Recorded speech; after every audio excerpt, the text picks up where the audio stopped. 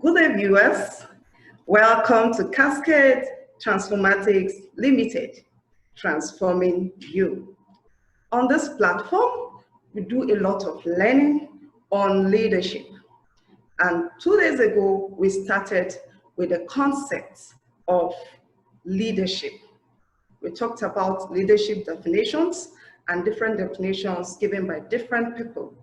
And we're able to conclude by saying leadership are not born, but made. Today, we'll continue from where we stop. And what we want to talk about is factors, principles, and attributes of leadership. Factors, principles, and attributes of leadership. And I'm going to show you a picture representing the factors of leadership. That's where I'm going to start. We are starting with the factors of leadership. If you look at the picture very well, we have about 4 factors there. We have the leader, the follower, then communication, and lastly, situation. And we are going to be taking them one after the other to see how these have effect on leadership. We are going to start with a leader. You must have an honest understanding of who you are as a leader, what you know, and what you can do. Also, note that it is the followers, not the leader or someone else, who determines if the leader is successful or not. If they do not trust or lack confidence in you as a leader, then they will be uninspired. To be successful, you have to convince your followers, not yourself or your superiors, that you are worthy of being followed. That is one of the factors of leadership. The second factor is followers. Different people require different styles of leadership. For example, a new employee requires more supervision than an experienced employee does. A person who lacks motivation requires a different approach than one with a high degree of motivation. You must know your people. That is very, very important. The fundamental starting point is having a good understanding of human nature, such as their needs, emotions, and motivation. You must come to know your employees' be, know, and do attributes. That is how you can be of help to them. So that's the second factor. The third factor is communication. You lead through two-way communication. Much of it is non-verbal. For instance, when you set the example that communicates to your people that you will not ask them to perform anything that you would not be willing to do as well. That is an example. What and how you communicate either builds or harms the relationship between you and your follower. The next factor is situation, which is the last factor here. All situations are different. What you do in one situation will not always work in another. That is for sure. You must use your judgment to decide the best course of action and the leadership style needed for each situation. For example, you may need to confront an employee for inappropriate behavior. But if the confrontation is too late or too early, too harsh or too weak, then the results may prove ineffective. Also, note that the situation normally have a great effect on a leader's action than his or her own traits. This is because while traits may have an impressive stability over a period of time, they have little consistency across situations. This is why a number of leadership scholars think the process theory of leadership is more accurate than the threat theory of leadership. We'll be coming to that later. As we go on with the study, we are going to be talking about theories as well. Now, these are the 4 factors of leadership. Now, I'm going to talk about the various forces that affect these 4 factors. I will highlight it. I'm going to highlight it. The various forces, that affect these 4 factors. 1, your relationship with your seniors. 2, the skills of your followers. 3, the informal leaders within your organization. And lastly, how your organization is organized. These 4 points and forces have an effect on the 4 factors we mentioned earlier. So now we are going to move to principles. The principles of leadership. For you to be able to, for you to be able to help, to know and do what is expected of you on leadership or as a leader, there are principles you must have to follow. And I'm going to be talking about these principles now. Number 1 principle is know yourself and seek self-improvement. In order to know yourself, you have to understand your be, know, and do attributes. Seeking self-improvement means continually strengthening your attributes.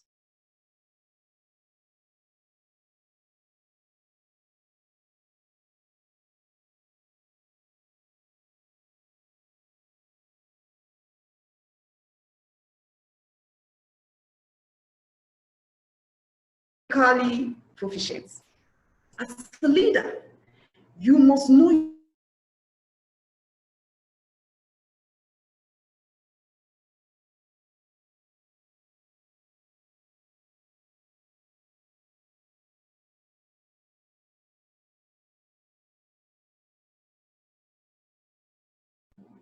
yourself and seek self-improvement.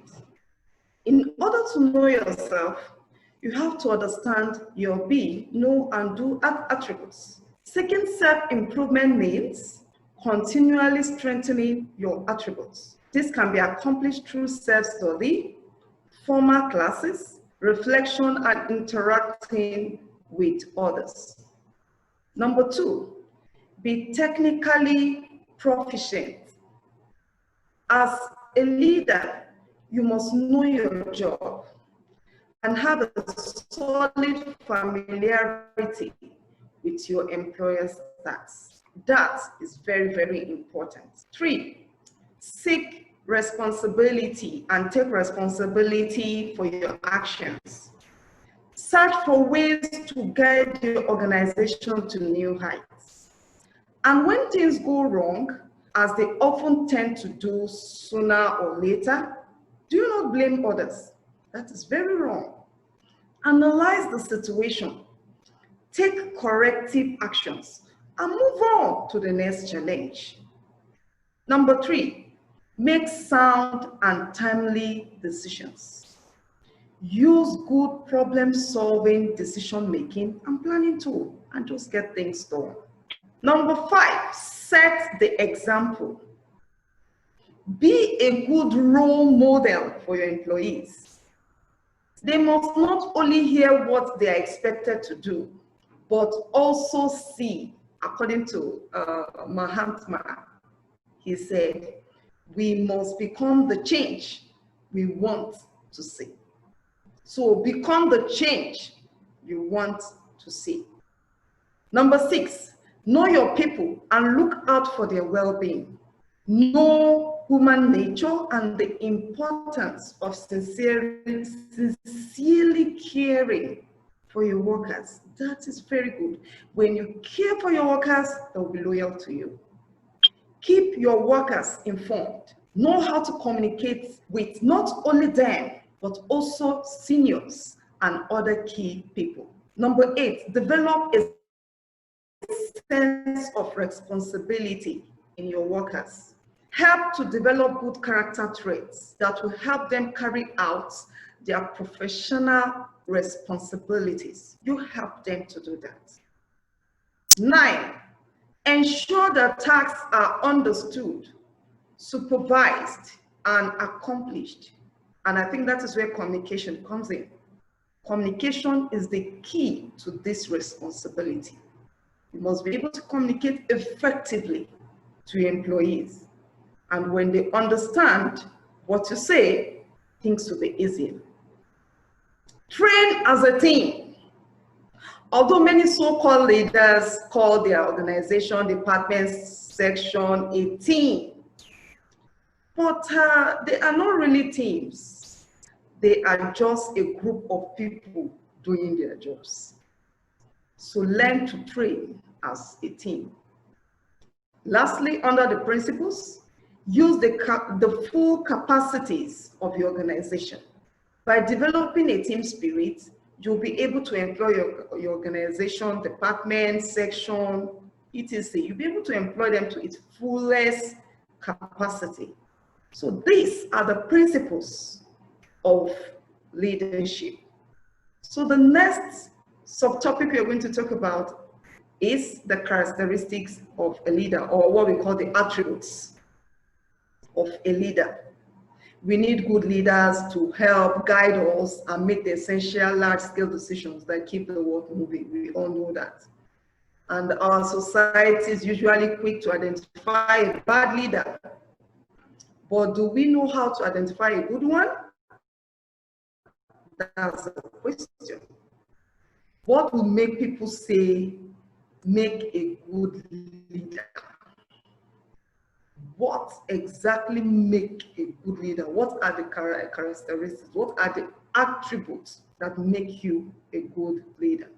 Based on research, it was discovered that great leaders consistently possess these 10 core leadership skills, the one on your screen right now.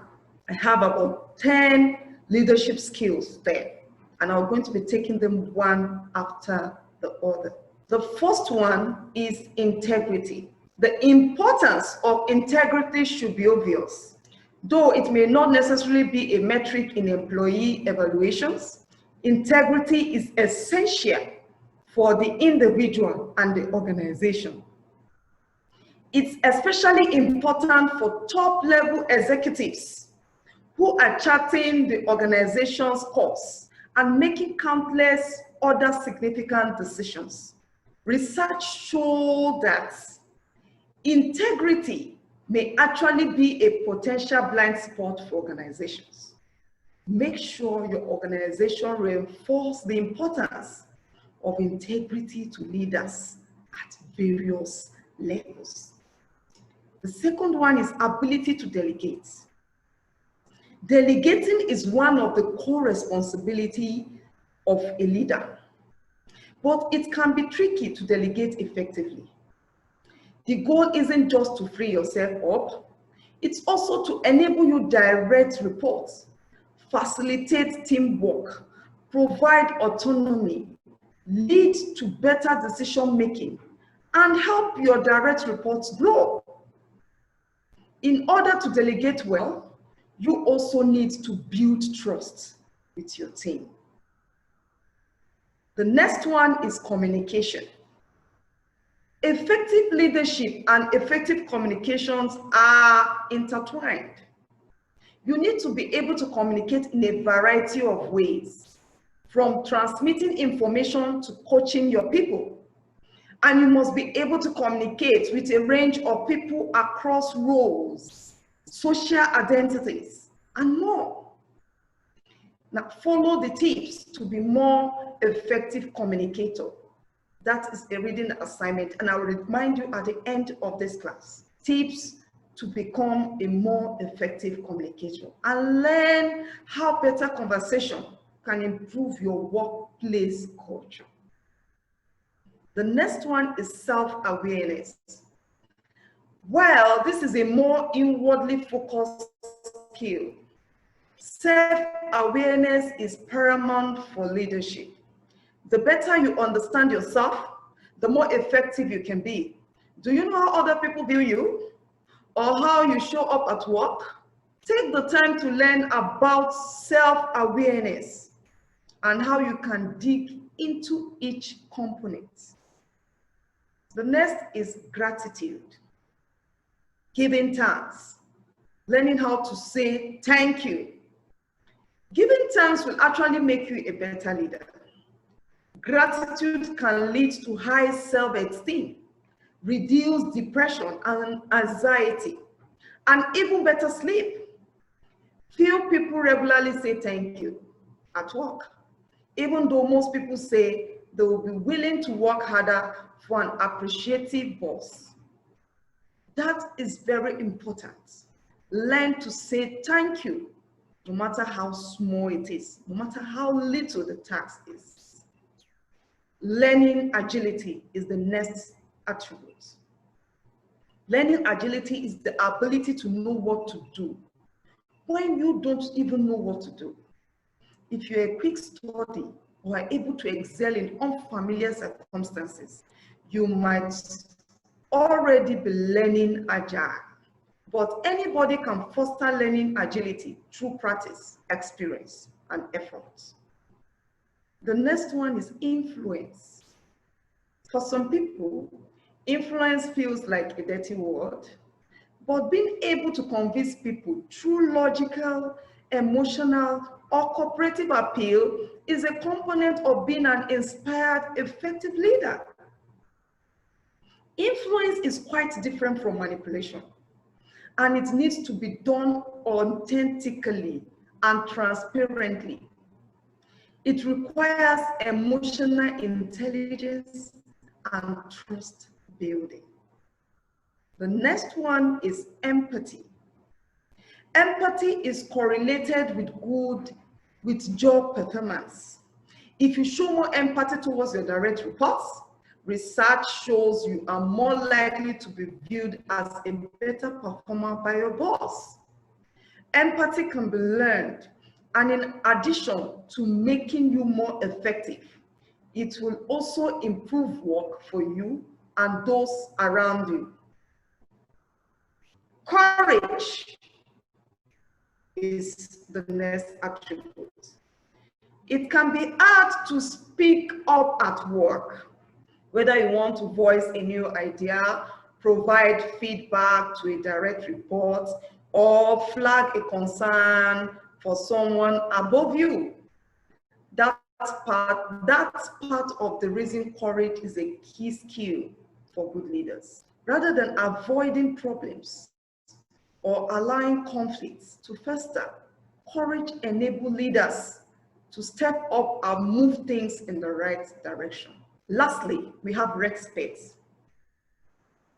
Treating people with respect on a daily basis is one of the most important things a leader can do. It will ease tensions and conflicts, create trust, and improve effectiveness. Respect is more than the absence of disrespect, and it can be shown in many different ways. Now, let me just put it together this way, or let me call it the keynotes.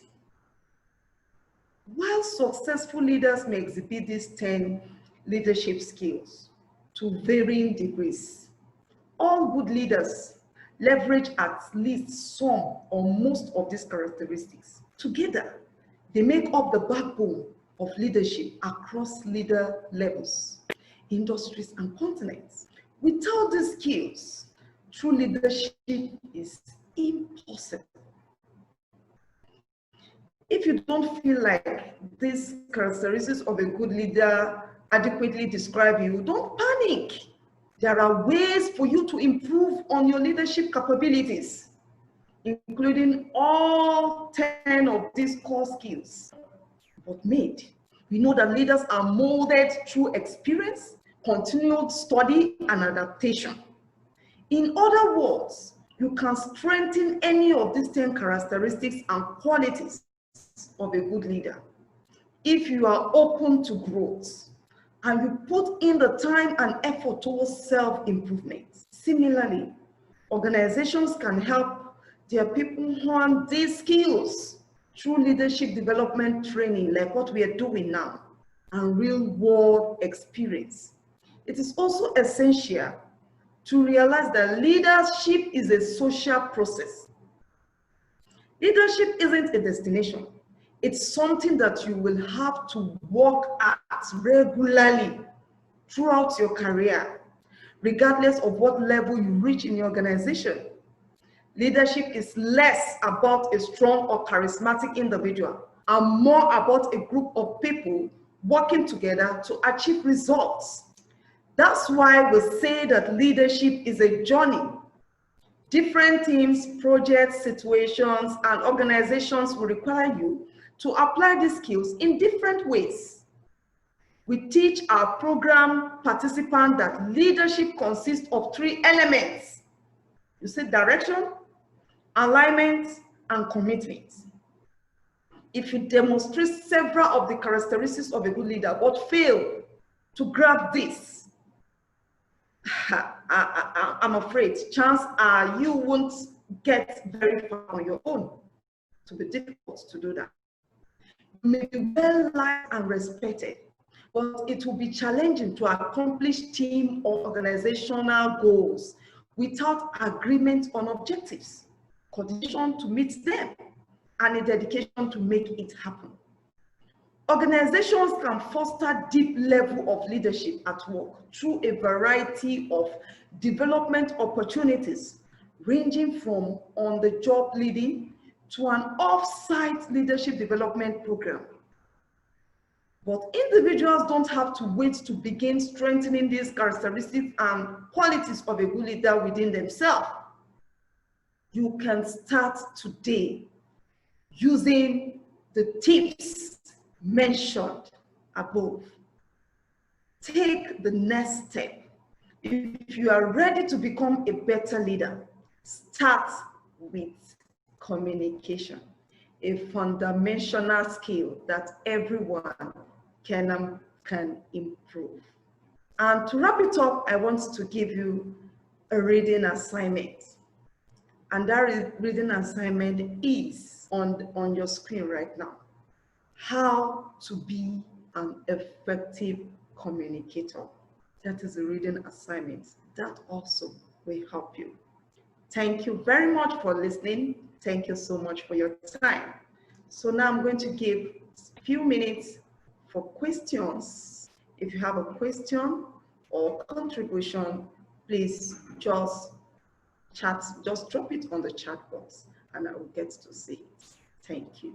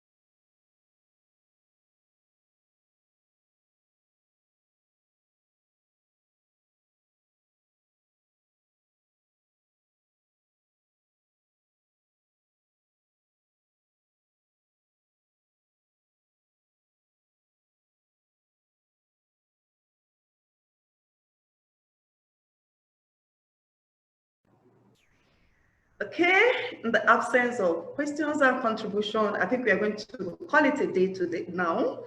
This is where we are going to stop for today. And I'll be expecting to see you next week. If you look at your screen, the next topic is there on your screen, and we'll be talking about it next week. Thank you very much for listening. Have a lovely day. Bye.